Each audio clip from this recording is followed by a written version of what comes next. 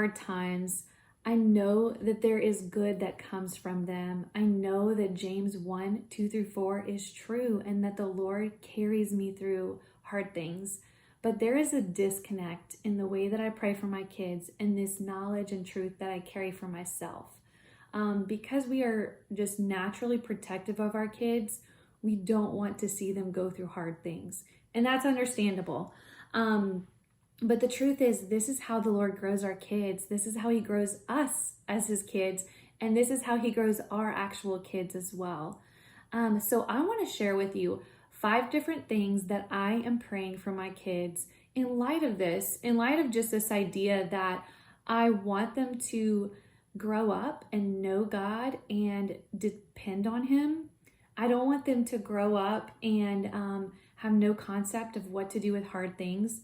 I won't be there whenever they fail at an assignment for their job, and I can't call their boss and say, hey, please take this away from them. They don't deserve this. This isn't, I can't do that.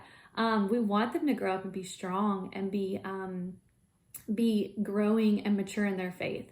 So I'm going to share with you 5 things to pray for that maybe are just a little different than what we're used to praying. And they are going to take us out of our comfort zone a little bit. But I pray that the Lord will use them in really cool ways as we watch our kids grow up.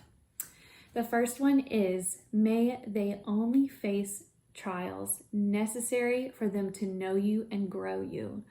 We still want them to skip the trials that they don't need to have. We don't want them to fall into everything. We're not like just waiting to see them go through hard things, just assuming it's going to bring something good. We pray faithfully that the Lord would keep them from the things that are not going to grow them and not going to mature them. And we know God can use anything, but this is my prayer. If trials are unnecessary for them to grow, Lord, take it away from them. They don't need that. Lord, use the things that they will walk through, but take out the other stuff that they don't need. The second one that I pray is, I pray they would learn quickly what God has for them in it. And this is something that I think about a lot as I see different struggles that I've had that have taken forever for me to learn. Like I could go through something and not grasp what the Lord has for me for much longer because I'm just not looking out for it. I'm not looking to see how the Lord is working or what he has for me in this situation. So basically, my prayer is that my kids will have wisdom, that they will be discerning, that they will see what the Lord has for them in different lessons and situations in their life that are going to grow them, so that it doesn't have to be a long season, but that the Lord can do his work with that season as he sees fit. Okay, so first one we had was, may they only face trials that are necessary for their growth. And number 2, may they learn them quickly and not spend longer in them than they need to. The third one is, may you equip them with strength, joy, and peace for the trials. We want them to experience God as they go through these things. We want them to know that he is with them. And when we get to experience God in trials, it's interesting how those circumstances can be so much better than what we expect because we're simply walking with them through God. I know we've gone through situations as a family, death of loved ones, and things that as you picture them in your future, they feel like impossible hurdles to cross. And while they are never easy and they are never what you would choose or willingly walk through like that, we have experienced the Lord carry us in ways that we never imagined.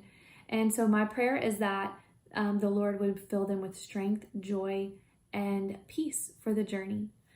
The fourth one is kind of piggybacking off of that one, and my prayer is that may the Lord make it abundantly clear that he is with them. So not only do I want them, or my prayer is that they would experience God, God's peace and joy and presence in the circumstance. I pray that it is just abundantly clear that God has not forgotten them. When our kids face trials, when we face trials, it's very easy to think that the Lord has forgotten about us, like Joseph. And what I love about Joseph is that throughout the passage, Joseph in the Bible in Genesis, throughout his life, he was sold into slavery by his brothers. He was thrown into prison, and throughout that time, he had to feel forgotten. And there's even verses that kind of make us think that, as he says, like, this is not what was supposed to happen. But throughout those passages, it says, and the Lord was with him. And that is my prayer, that my kids would know that the Lord is with them through the hard times, that they do not doubt their faith as they go through these hard things, but that they know he is walking with them. If our kids can remember that, I think that is just something that will be transforming to their faith. So part of that prayer is just that they would see little glimmers of hope along the way and never forget that God is with them. Okay, so the fifth one, our last one, is may you grant us moms peace to handle seeing our kids go through hard things. So just because we know that there's good at the end of this, that the Lord is bringing fruit and maturing through hard times, it's still hard. It's still hard to see our kids go through hard things. So my prayer is that we would have peace that passes all understanding, that we would be able to walk with our kids and be strong and sturdy, and let them just be a strong sense that they know my mom, my dad, they trust the Lord in this, so I'm going to trust him. Again, this is not going to be easy, so my prayer is that the Lord would also give us little glimpses of hope along the way, so that we know that what God is doing is for a purpose, that he sees our kids, he knows what's going on, and that he is right there with them.